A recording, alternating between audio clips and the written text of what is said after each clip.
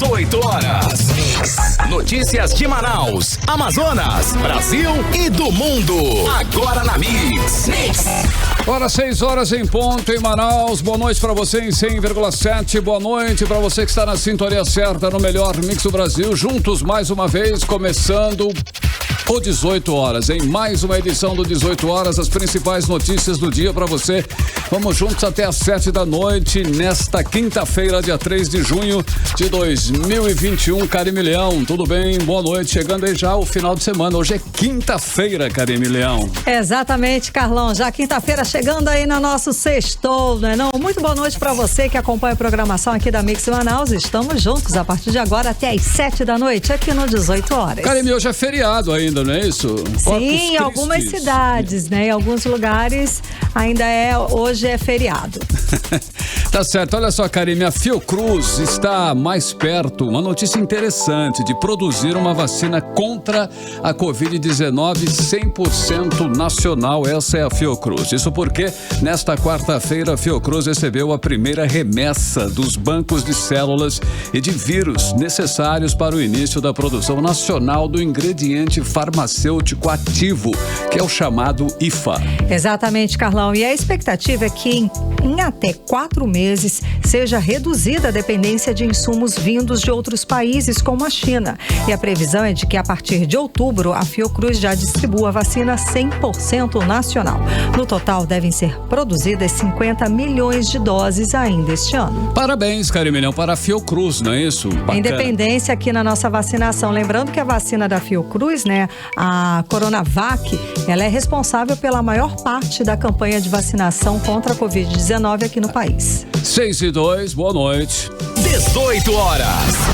Agora vamos aos destaques do 18 horas de hoje. Deputados acreditam que a Operação Sangria da Polícia Federal vai ter outras fases para apurar mais irregularidades no governo do Amazonas.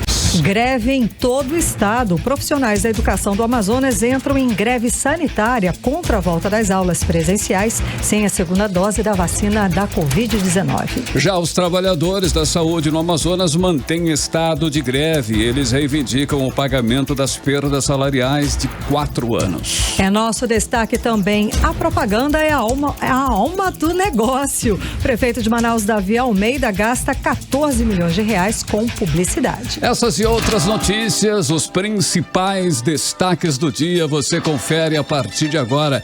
Vamos juntos com você até às 7 da noite em mais uma edição do programa 18 horas aqui no melhor Mix do Brasil. Você está ouvindo Mix 18 horas. Olha, já está no sistema penitenciário todos os 6 presos na quarta fase da Operação Sangria da Polícia Federal contra a corrupção no governo Wilson Lima. Entre eles foi para o Centro de Detenção Provisória o secretário de Saúde do Amazonas, o Marcelo Campelo, que foi preso quando desembarcou no aeroporto Eduardo Gomes ao voltar de uma viagem particular para São Paulo. Lembrando que são prisões preventivas, né? E além do secretário de Saúde, estão presos também os empresários Newton Lins Júnior, um dos proprietários do grupo Newton Lins, que recebeu a Polícia Federal a tiros. A Secretaria de Administração Penitenciária informou que o secretário de Saúde, Marcelo Campelo, e o empresário Newton Lins Júnior foram levados ao Centro de Detenção Provisória Masculino 2, o CDPM 2, aqui em Manaus. Já os empresários Sérgio José Silva Chalub, o Frank Andrei Gomes de Abreu, o Carlos Henrique Alecrim John foram para o Centro de Detenção Provisória Masculino 1, também aqui na capital. As 2 unidades prisionais ficam próximas, porém o CDPM 2 é para quem tem curso superior e foi inaugurado no ano de 2017. Já o outro centro de detenção foi inaugurado em 2011. O 6º preso na operação, Rafael Garcia da Silveira, está detido lá em Porto Alegre. E segundo a Secretaria de Administração Penitenciária, ao ingressarem no sistema prisional, todos vão ficar no centro de recebimento e triagem, cumprindo quarentena conforme orientação dos órgãos de saúde. Olha, deputado oposicional nutricionista Odermilson Chagas acredita que a Operação Sangria ainda vai ter outros desdobramentos. Lembra que o governo do estado ainda tem que explicar outros assuntos, como o aluguel do jatinho particular que o governador Wilson Lima tanto insistiu em manter e também a lavagem de roupa hospitalar. As informações com a repórter Odineia Araújo.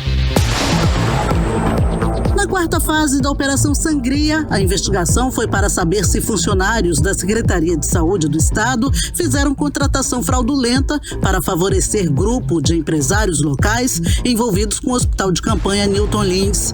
Os servidores da antiga Suzan, segundo a Polícia Federal, eram orientados pela cúpula do governo do Estado. A Polícia Federal diz que o governador Wilson Lima participou do desvio de pelo menos 22 milhões de reais na contratação sem licitação do Hospital de Campanha Newton Lins, em março do ano passado e em janeiro desse ano. A federal diz ainda que as empresas prestadoras de serviços no hospital também participaram da fraude de desvio de dinheiro da pandemia. De acordo com a Secretaria de Administração Penitenciária do Estado, o secretário de Saúde, Marcelo Campelo, e o empresário Newton Costa Lins Júnior estão no Centro de Detenção Provisória Masculino 2, o CDPM2, em Manaus. Já os empresários Sérgio José Silva Chalub, Frank Andrei Gomes de Abreu e Carlos Henrique Alecrim John estão no CDPM1, também na capital. As duas unidades prisionais ficam próximas, porém o CDPM2 é voltado para detentos que têm curso superior. Ainda conforme a SEAP, todos os presos estão no centro de recebimento e triagem em quarentena por causa da pandemia. O sexto preso na operação, Rafael Garcia da Silveira, está detido em Porto Alegre. O secretário de Saúde, Marcelo Campelo, foi preso no Aeroporto Internacional Eduardo Gomes ontem, quando retornava para Manaus. Ele é o terceiro secretário de Saúde do Amazonas, na gestão de Wilson Lima, a ser preso pela Polícia Federal. Além de Marcelo Campelo, também foram presos os ex-secretários Rodrigo Tobias e Simone Papaz. Todas as prisões foram por suspeita de desvio de dinheiro da saúde do Amazonas em plena pandemia. Além de prisões, a Polícia Federal também cumpriu mandados de busca e apreensão, inclusive no gabinete e na casa do governador Wilson Lima. Foram apreendidos documentos e computadores. Esta foi a segunda vez em menos de um ano que a Federal foi à casa do governador do estado. E para o deputado estadual Odermilson Chagas, as buscas na casa do governador não devem parar por aí. A operação de ontem mostra que ainda vai ter desdobramento. Tá?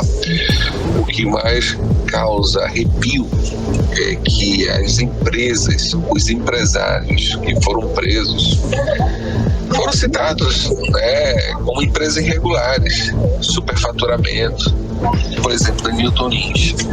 O governo tinha o Delfim Aziz com capacidade de 300 leitos para internar pacientes com Covid. Mesmo assim, preferiu fazer aquele contrato com a Newton Lins superfaturado. Como ele perdeu a ação da justiça para pagar o aluguel, ele requisitou uma forma de legalizar o pagamento. Para o deputado, o contrato com a Newton Lins em janeiro foi apenas a continuidade do esquema, mas o governo Wilson Lima ainda tem outros esclarecimentos a dar na avaliação de Odermilson Chagas. Veja a Norte. A Norte foi citada com um absurdo na lavagem de roupa e tem contrato no estado, feito pelo Marcelo Campelo. Você percebe também aí a líder que continua fornecendo para o estado. Então parece que nada aconteceu. A operação só vai ter desmembramento com mais informações que vão se juntar ao processo que já está em Brasília. Eu acredito muito que ainda vamos ver mais coisas. Ainda tem a lavagem do dinheiro, o dinheiro que foi mandado para fora, os gastos com o avião, uma série de coisas. Então, a operação da Polícia Federal simplesmente é a quarta que dá sinais que teremos a quinta. A Justiça autorizou a quebra dos sigilos bancário, fiscal e telefônico do governador Wilson Lima e do secretário de Saúde Marcelo Campelo. Em vídeo publicado nas redes sociais ontem, o Wilson Lima disse que não praticou ilegalidades. Não há nenhuma prova contra mim de que pratiquei qualquer ato de ilegalidade ou que me beneficiei de alguma forma de recursos públicos. Eu tenho plena convicção da minha inocência confio totalmente no trabalho da Justiça e tenho certeza que no final dessas investigações a verdade irá prevalecer. Na Assembleia Legislativa do Amazonas, a Operação Sangria foi abordada ontem apenas pelos deputados Delegado Péricles, Dermilson Chagas e Wilker Barreto. Os outros deputados, incluindo a presidência da casa, fingiram que não tinham nada a ver com isso. Odinei Araújo para o 18 horas. Infelizmente, né? Infelizmente, é triste realmente. O governador Wilson Lima bateu todos os recordes aí. Em pouco mais de 2 anos, o governo dele passou por 4 operações da Polícia Federal. E detalhe, hein? Ele mesmo, ele próprio, foi alvo em 3 dessas operações. E detalhe, por 3 vezes o Wilson Lima recebeu os policiais federais na casa dele e também no gabinete na sede do governo. Isso só comprova o quanto a atual administração estadual está desmoralizada, envergonhando todos nós que aqui vivemos com dignidade. Segundo a Polícia Federal e o Ministério Público, temos um governo corrupto, uma organização criminosa atuando dentro do governo e o Wilson Lima, que é o governador, é apontado como chefe dessa organização criminosa. É um cenário gravíssimo, muito grave mesmo. E no dia em que o Amazonas ultrapassou 13 mil mortes por Covid-19, tivemos mais um secretário de saúde preso, o terceiro da gestão de Wilson Lima. Neste curto espaço, de tempo, nesse curto período em que o governador está no comando do estado, já trocou 4 vezes de secretário de saúde. 3 foram presos e o outro, o vice-governador Carlos Almeida, também foi alvo de investigações da Polícia Federal com mandado de busca e apreensão no gabinete e na casa dele. Agora imaginem, estamos aí enfrentando a pior crise sanitária dos últimos tempos com a pandemia, em que a população mais precisa do Estado, da assistência do poder público, mas segundo a Polícia Federal, as autoridades estavam trabalhando para roubar recursos públicos. Karime Leão, é claro que todas as mortes elas não poderiam ser evitadas, mas muitas dessas 13 mil mortes poderiam sim ter sido evitadas se tivéssemos aí de plantão um governo honesto, correto, preocupado de fato com a saúde e com uma gestão mais eficiente. Infelizmente, a prioridade do atual governador e de todos esses que foram presos era, evidentemente, outra. E cada novo dia ficamos sabendo aí de contratos e mais contratos que são, superfaturados. É triste, mas é a realidade. Você está ouvindo 18 horas.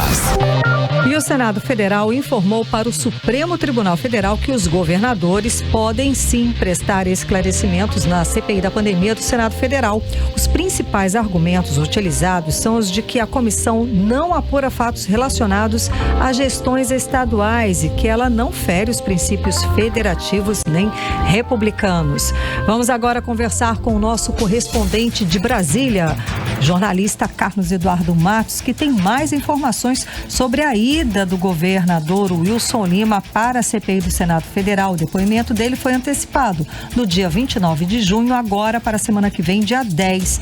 Muito boa noite, Carlos Eduardo. Então, está tudo certo? Ainda pode ser que o governador Wilson Lima, que afirma tanto, que quer colaborar com a justiça, que torce para que a justiça seja feita, para que os fatos sejam esclarecidos, mas ele mesmo pediu para não depor na CPI da pandemia lá no Senado Federal. Muito boa noite, Carlos Eduardo.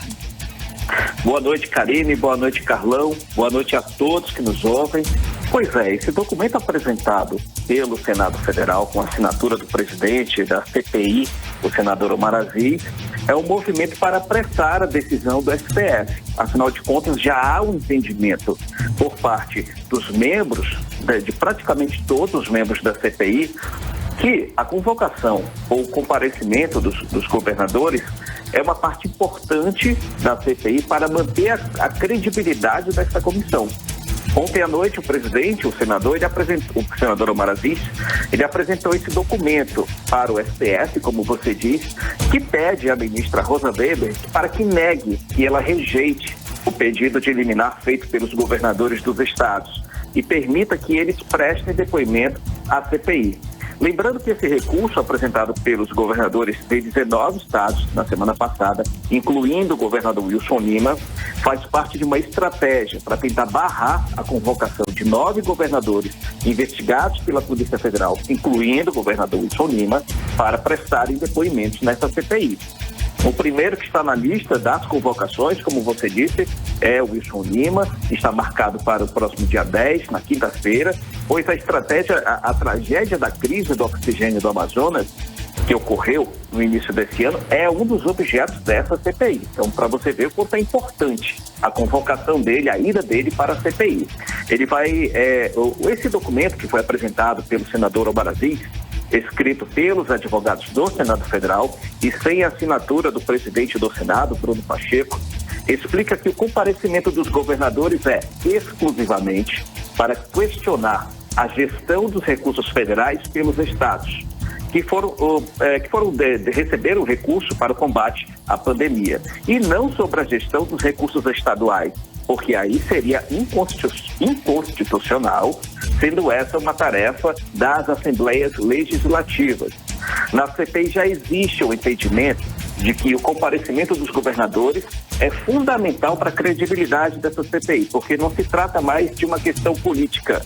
Essa visão da maioria dos senadores já mudou, o que inicialmente na semana passada havia uma divergência. Agora, essa semana, já há um entendimento que é muito importante a ida dos governadores, a começar pelo governador Wilson Lima. Essa visão mudou após a operação que ocorreu da Polícia Federal em Manaus. E assim pensa o senador Alessandro Vieira, do estado de Espírito Santo. Vamos ouvir o que ele acha da convocação do governador Wilson Lima. O mínimo que se pode dizer do governo do Amazonas é que foi profundamente incompetente. E hoje os indícios apontam também para a corrupção, se somando à incompetência. Isso custa vidas, custa sofrimento do povo. A CPI tem um papel de levar essa luz para você entender melhor essa verdade. E a gente espera que aconteça também no tocante ao Amazonas. Se ocorrer uma proibição por parte do Supremo, naturalmente a gente não vai poder fazer convocação, vamos transformar em convite. E vamos convocar todo o entorno do governador, secretários, ex-secretários, para que a gente possa ter um retrato do que aconteceu lá. Daí a fala do senador Alessandro Vieira, membro da CPI da Covid-19 no Senado Federal, argumentando a importância de se ouvir, sim, o governador do Wilson Lima, o governador do Amazonas, sobre tudo o que aconteceu aqui durante a pandemia no estado do Amazonas. Estamos conversando ao vivo com o jornalista Carlos Eduardo Matos, direto de Brasília, a respeito dos próximos passos dos trabalhos da CPI da Covid-19. O que mais temos a respeito desta convocação de Wilson Lima? Karine, o mesmo pensamento do senador Alessandro Vieira faz parte desse bloco de senadores que acreditam que a convocação do governador Wilson Lima abre caminho para a convocação de outros governadores. É a senadora Leila, chamada de Leila do Vôlei, do Distrito Federal. O Distrito Federal, o governador, também está na lista de convocações da CPI. Também é um dos estados cuja a Polícia Federal tem investigação sobre a gestão de recursos federais. Vamos ouvir o que ela pensa também sobre a convocação do governador. Vamos ouvir. Uma opinião pública, de um modo geral, acho que a maioria do Senado, dos parlamentares, tem focado só na figura do presidente, mas a gente sabe que nós temos que também prosseguir nesse caminho, dentro dessa linha do tempo com relação a esses repasses aos estados.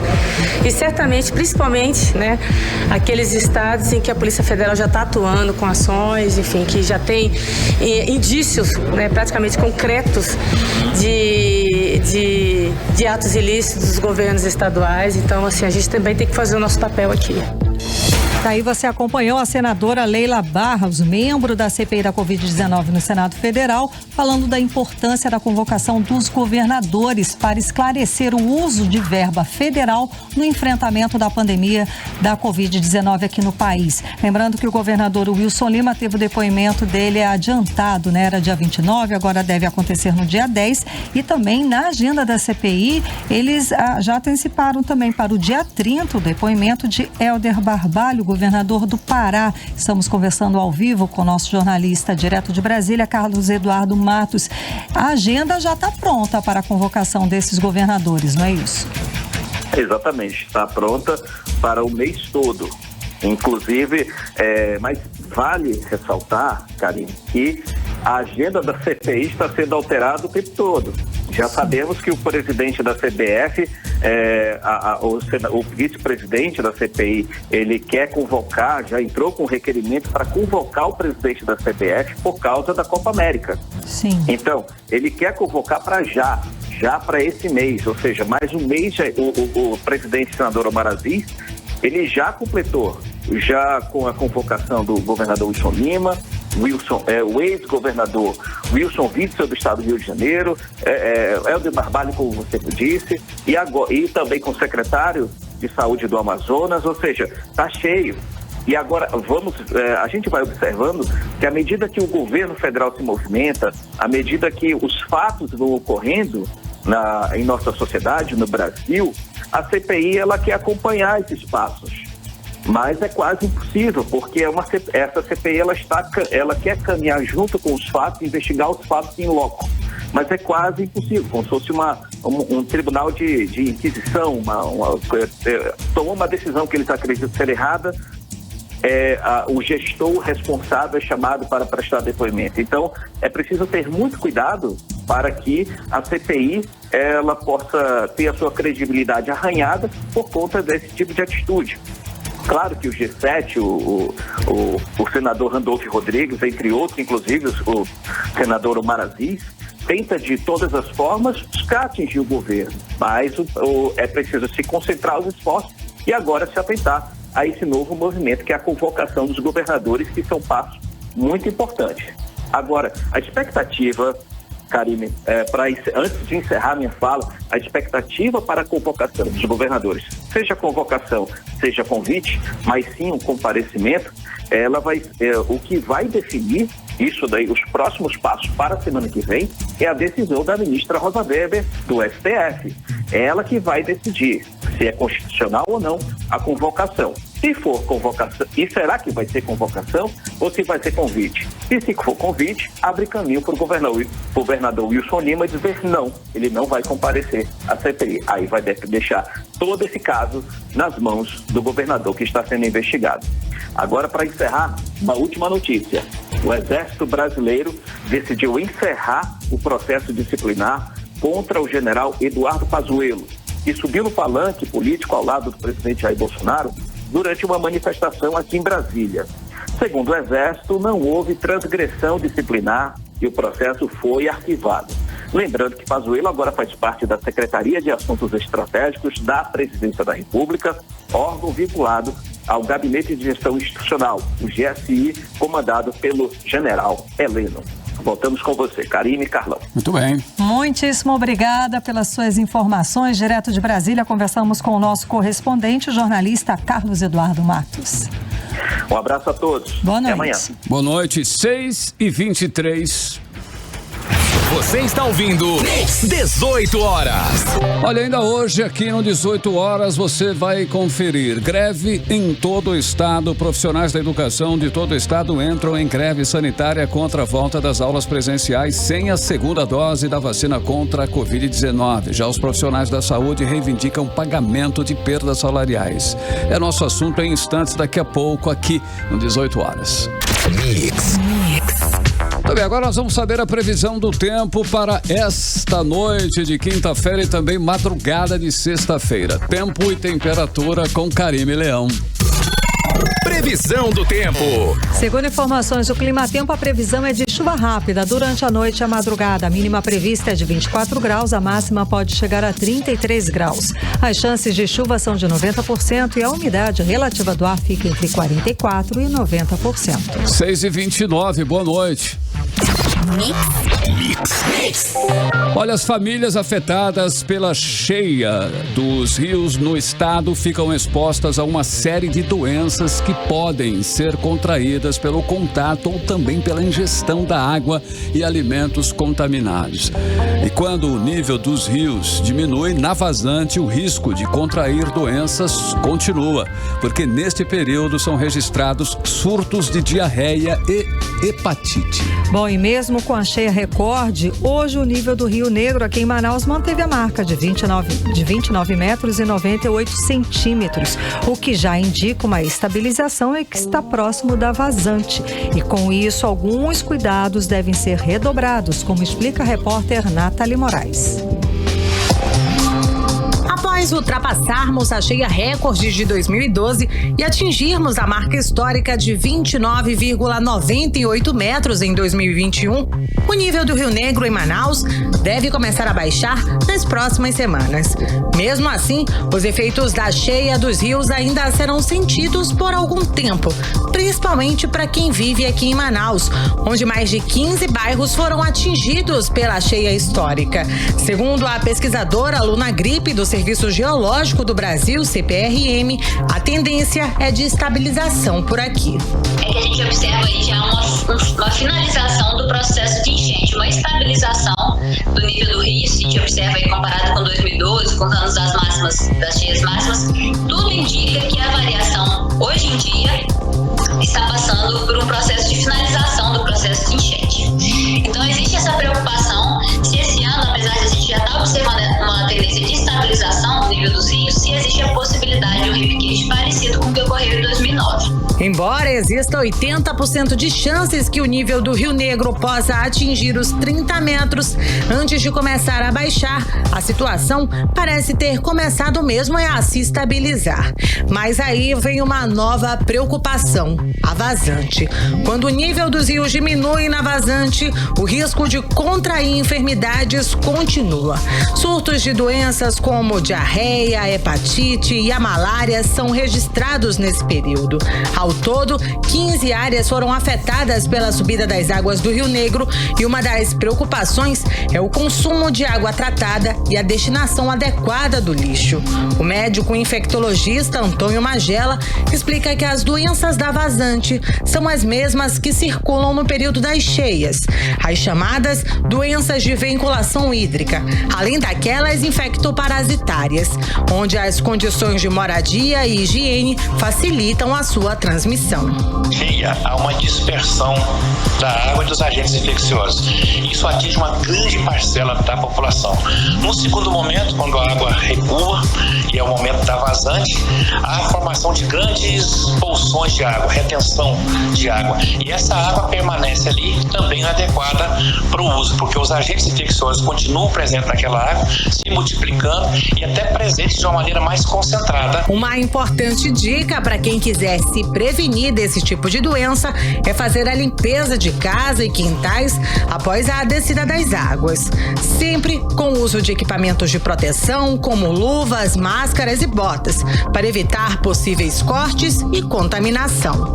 Nathalie Moraes para o 18 horas. Você está ouvindo 18 horas. 6 horas e 33 minutos, você está no melhor Mix do Brasil e você confere as principais notícias do dia em mais uma edição do programa 18 horas. Vamos juntos com você até às 7 da noite. Olha só, com certeza, hein? É uma frase bastante comum e você com certeza já deve ter ouvido falar. É quase um ditado praticamente, viu, Karime?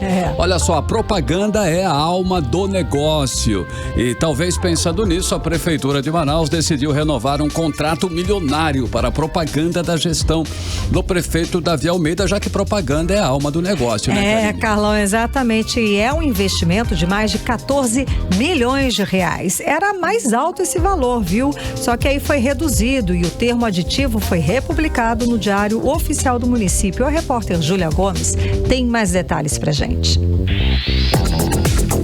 A Prefeitura de Manaus, por meio da Secretaria Municipal de Comunicação, republicou o extrato do termo aditivo do contrato de número 002/2020 com a Agência de Interatividade e Marketing, agora alegando uma redução de 25% no valor inicial do acordo para a continuidade da prestação de serviços de planejamento, desenvolvimento e execução de soluções de comunicação digital pelo montante de R$14.250.000 com a empresa.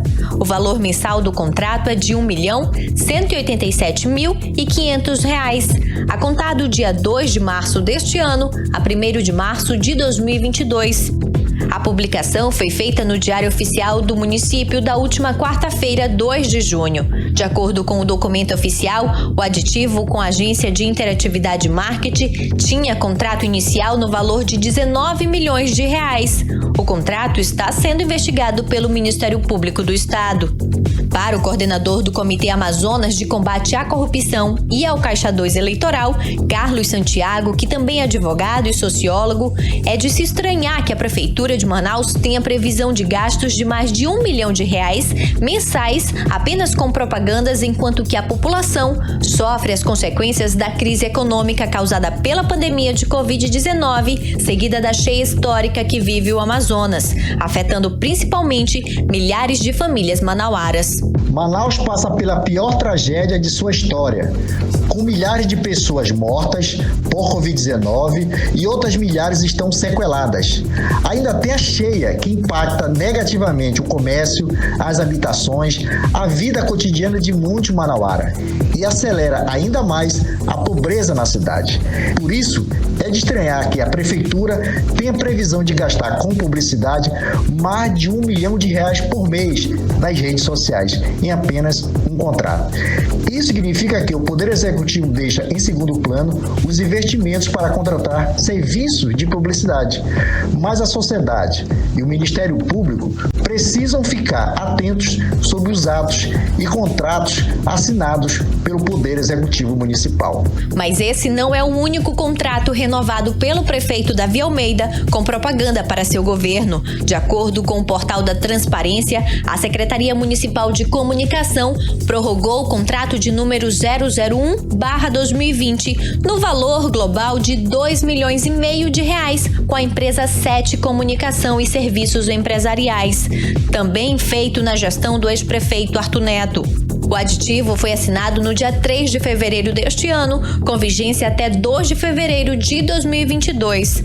Até esta quinta-feira, 3 de junho, a Prefeitura de Manaus já havia gastado R$21 milhões na sua máquina de propaganda via Secretaria Municipal de Comunicação, segundo o portal da Transparência do município. Júlia Gomes para o 18 horas. Você está ouvindo 18 horas. Greve em todo o estado. Profissionais da educação do Amazonas entram em greve sanitária contra a volta das aulas presenciais sem a segunda dose da vacina contra a Covid-19. Já os trabalhadores da saúde do Amazonas mantêm o estado de greve. Eles reivindicam o pagamento das perdas salariais de 4 anos. A repórter Odiné Araújo traz mais detalhes pra gente. A partir da segunda-feira, dia 7 de junho, os professores e pedagogos filiados ao Asprom Sindical entram em greve contra o retorno das aulas presenciais, sem que os trabalhadores tenham tomado a segunda dose da vacina contra a Covid-19. A greve geral do sindicato foi aprovada no dia 1º de junho e endossa outros movimentos grevistas no Amazonas, como o do Sintean, que também representa trabalhadores da educação. O coordenador de comunicação do Asprom Sindical, Lambert Melo, diz que a greve é necessária pelo fato de os governantes terem se recusado a dialogar com a categoria sobre a reivindicação da aplicação das 2 doses da vacina nos professores e pedagogos antes do retorno presencial das aulas. A categoria, então, decidiu pela deflagração da greve por entender que esse foi o único caminho que restou para a manutenção da nossa saúde e das nossas vidas. Isso porque não houve houve durante esse período todo que nós estamos buscando dialogar com os governantes, com a prefeitura, com o governo do estado, não tivemos nenhuma resposta e nenhum canal de diálogo foi aberto. Em comunicado aos pais e estudantes, o Asprom Sindical informa que a propaganda da SEDUC e da CEMED de que as escolas estão preparadas é mentirosa. Os educadores também pedem reformas nas janelas das salas de aulas para a circulação de ar natural, conforme a exigência da Organização Mundial de Saúde, e um programa de controle e fiscalização rígido do transporte coletivo. E nada disso foi atendido, nada disso foi dado resposta sobre essas reivindicações. Então, segunda-feira, a greve começa e ela será realizada nos 3 turnos, manhã, tarde e noite.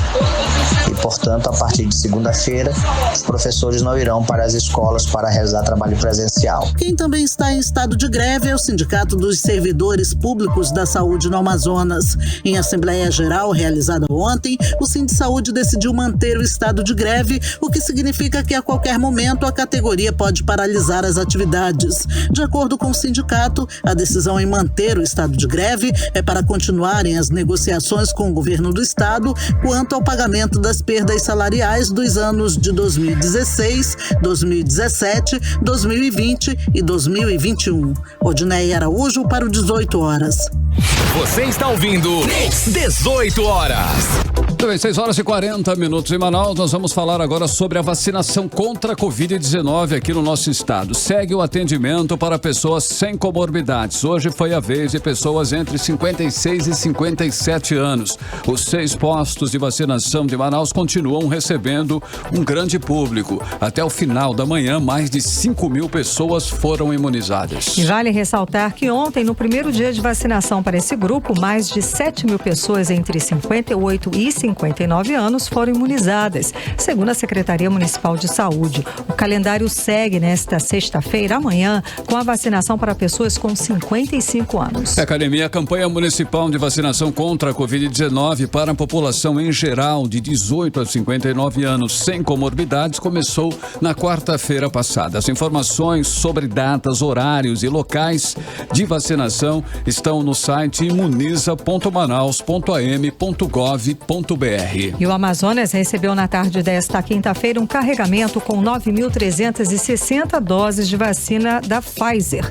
O lote deve atender a nota informativa elaborada pela Fundação de Vigilância em Saúde do Amazonas, que determina a aplicação atenda a todos os 28 grupos prioritários previstos no Plano Nacional de Imunização, além de dar continuidade à vacinação de pessoas com menos de 60 anos sem comorbidades. 6h42, boa noite.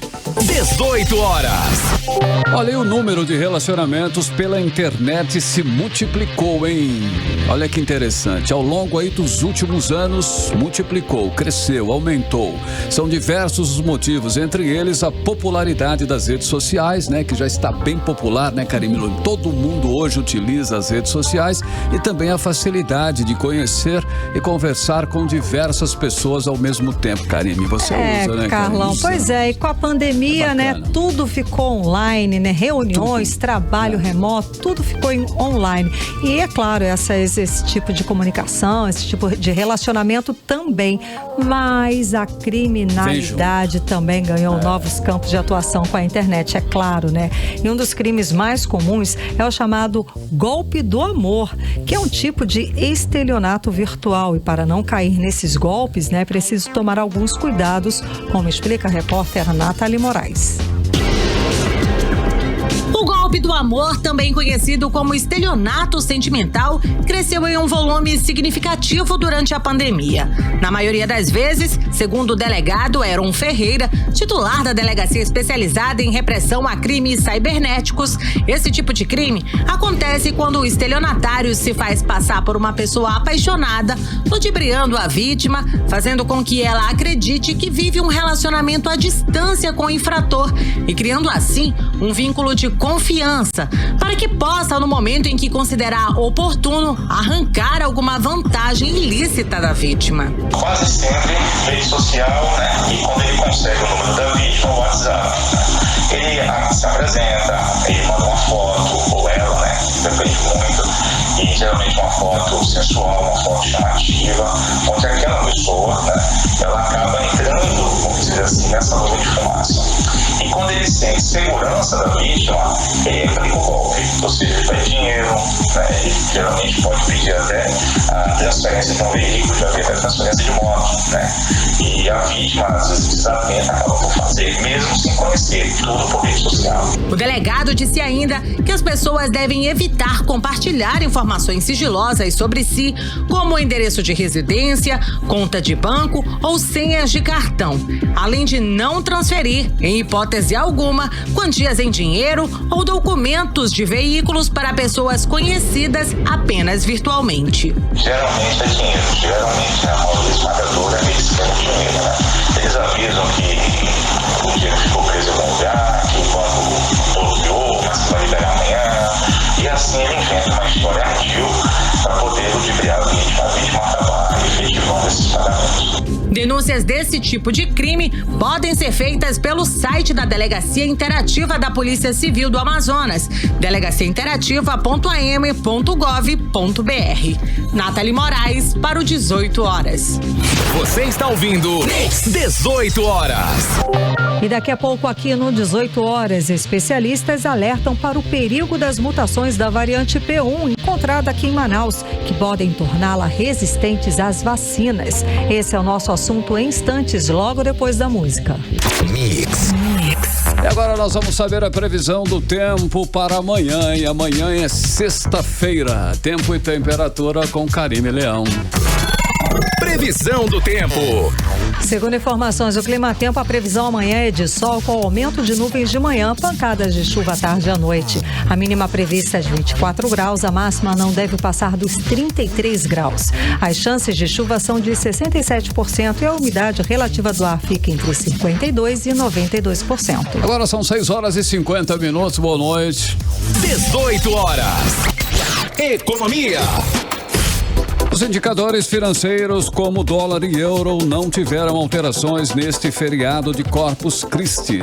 A cesta básica em Manaus acumulou alta de 6% no período de janeiro a abril deste ano. O aumento dos preços dos itens essenciais foi constatado pela pesquisa realizada pela Comissão de Defesa do Consumidor da Assembleia Legislativa do Amazonas. O levantamento apontou ainda um reajuste de 5,15% no valor médio da cesta básica em abril, na comparação com o mês de março. Com isso, foi constatado que em março o consumidor desembolsou R$ 251,05 para comprar os produtos essenciais, enquanto que no mês seguinte pagou R$ 263,98 pelos mesmos itens. Essa diferença foi causada pelo aumento significativo de produtos considerados obrigatórios, como o ovo, a linguiça calabresa, o feijão carioca e o desinfetante. O preço médio da cartela com 30 ovos aumentou 14,28%, saltando de R$ 14,22 no mês de janeiro para R$ 16,25. A linguiça calabresa apresentou aumento de mais 7,80%. O feijão carioca apresentou mais 6,79% e o desinfetante saltou 15,5%. O levantamento coletou dados de 26 itens essenciais em 10 supermercados localizados nas zonas oeste, norte e leste aqui da capital amazonense. Lembrando que a cheia histórica deste ano já causou perdas agrícolas estimadas em cerca de R$201 milhões em todo o estado. Ao todo, o valor é referente à produção de mais de 17 mil famílias em 26 municípios. E entre as principais culturas afetadas estão a banana, hortaliças, mamão e mandioca, os produtos que devem ficar mais caros nos próximos meses. 18 horas. O presidente Jair Bolsonaro sancionou nesta quarta-feira a lei que torna permanente o Programa Nacional de Apoio às Microempresas e Empresas de Pequeno Porte, que é o PRONAP. O programa foi criado em maio de 2020 para ajudar financeiramente os pequenos negócios e, ao mesmo tempo, manter empregos durante a pandemia de Covid-19, mas foi encerrado no fim do ano. Ao longo do ano passado, o PRONAP disponibilizou mais de 37 bilhões de reais em financiamentos para quase 521 mil micro e pequenos empreendedores. E para a nova fase do programa, o governo já disponibilizou crédito de 5 bilhões de reais. Você está ouvindo 18 horas. A Igreja Católica celebra hoje o Corpus Christi, na data em que os fiéis demonstram sua fé publicamente no Cristo presente na Eucaristia. Aqui em Manaus, a data foi comemorada por diversas paróquias e áreas missionárias com carreatas. Uma delas foi a paróquia de São Sebastião, que fez carreata no entorno do Centro Histórico de Manaus. A repórter Nathalie Moraes acompanhou as comemorações e traz mais detalhes pra gente. Hoje a Igreja Católica celebra a solenidade de Corpus Christi, o corpo de Cristo, para demonstrar a fé dos devotos em Cristo presente na Eucaristia. Devido à pandemia causada pelo novo coronavírus, as celebrações organizadas pela Arquidiocese de Manaus ocorreram com a capacidade reduzida, com a presença de apenas 30% dos fiéis. A programação da festa de Corpus Christi neste ano foi bem diferente e contou com uma grande carreata pelas ruas do Centro Histórico de Manaus, organizada pela paróquia de São Sebastião. O frei Paulo Xavier, pároco da igreja, reforçou a relevância do dia de hoje como um dos princípios mais importantes do catolicismo, o sacramento da Eucaristia. A Eucaristia é esse sinal de Jesus, que ele diz fazer isso em memória de mim. É um pouco para a gente fazer esse trajeto da nossa história, da nossa vida. E nós possamos então, percorrendo as ruas aqui do Centro Histórico, manifestar a nossa fé, dizer a cada um de nós que Jesus é o Senhor da nossa vida, da nossa história. Ele é o início e o fim. É com Ele que nós vamos fazendo a nossa caminhada, pedindo por todos aqueles que precisam da nossa oração, pelos nossos irmãos enfermos, por todos aqueles que trabalham nos hospitais, que têm a grande missão sacerdotal de curar, de cuidar da vida. É muito importante a gente estar junto e manifestar aos outros o desejo sempre maior de ter Jesus na nossa vida. Começou agora há pouco, na Catedral Metropolitana de Manaus, uma celebração presidida por Dom Leonardo Steines e concelebrada pelos bispos auxiliares Dom Tadeu Canavarros e Dom José Albuquerque. Em seguida, às 7 horas da noite, haverá ainda uma pequena procissão com o Santíssimo Sacramento ao redor da Catedral Metropolitana de Manaus. O Corpus Christi é uma comemoração que faz parte do calendário da Igreja Católica e sua criação foi ainda no século XIII. No Brasil, a data é celebrada como um feriado nacional, sempre em uma quinta-feira.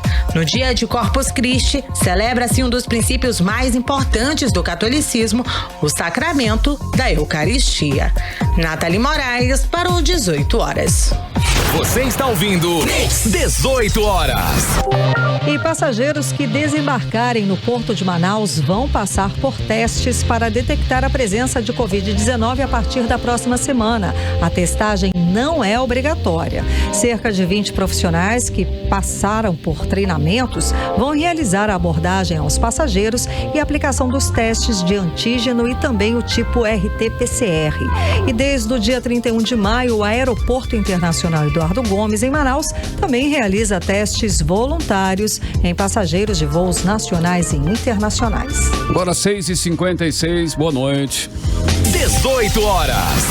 Olha, o Amazonas ultrapassou a triste marca dos 13 mil mortos pelo novo coronavírus, número que representa, além de estatística, milhares de famílias que sentiram a dor de perder um ente querido de forma rápida e dolorosa, sem direito à despedida. Bom, e junto com a nova marca nessa pandemia, tem também um alerta, porque mutações da variante da P1 encontrada aqui em Manaus podem torná-la resistentes à vacina. Vamos conferir mais detalhes agora na reportagem de Júlia Gomes.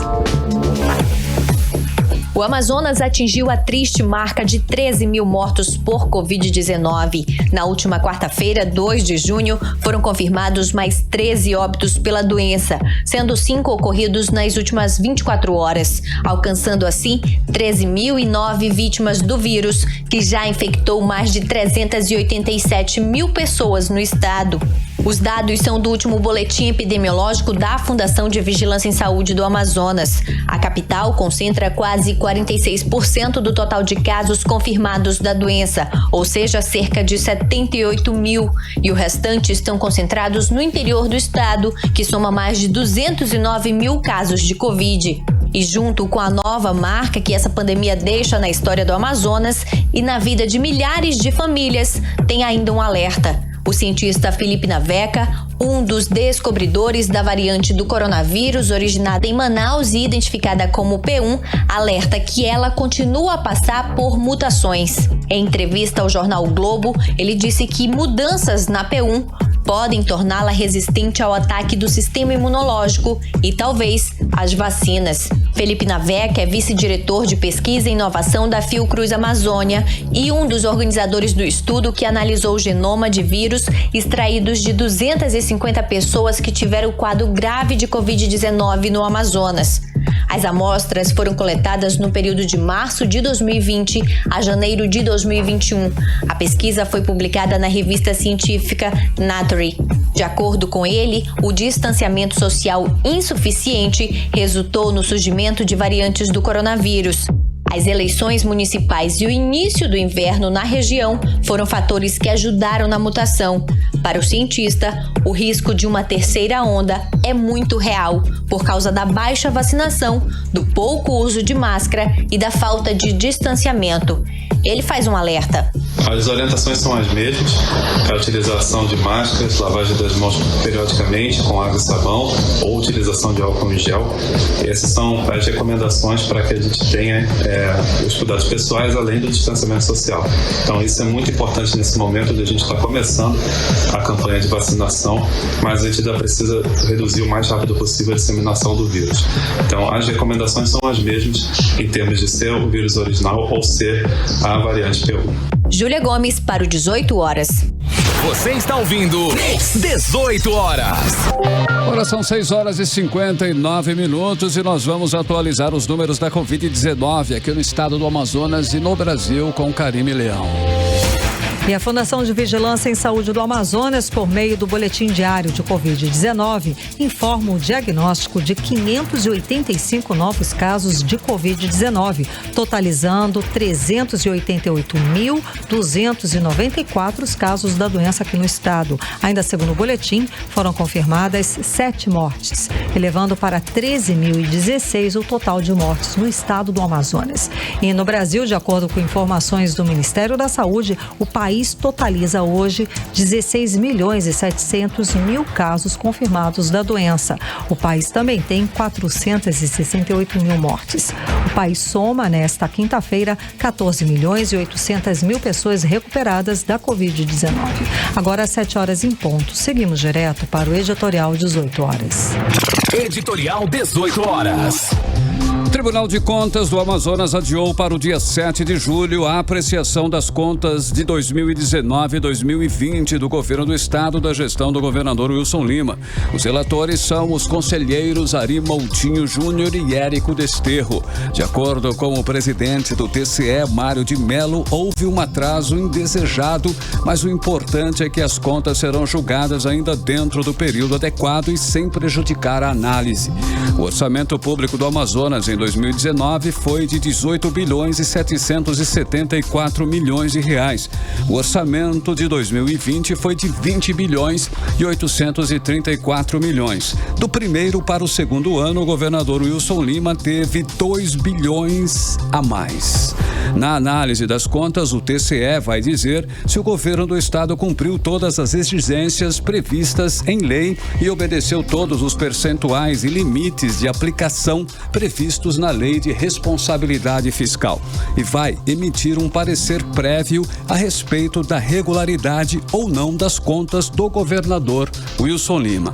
O parecer será enviado à Assembleia Legislativa, que dará a palavra final sobre se aprova ou não as contas. Não há na história do Amazonas, pelo menos até agora, casos de governador que teve as contas anuais reprovadas. Se o Wilson Lima tiver, será o primeiro da história. 18 horas. Muito bem, 7:02, fechando mais uma edição do 18 horas na apresentação Karime Leão.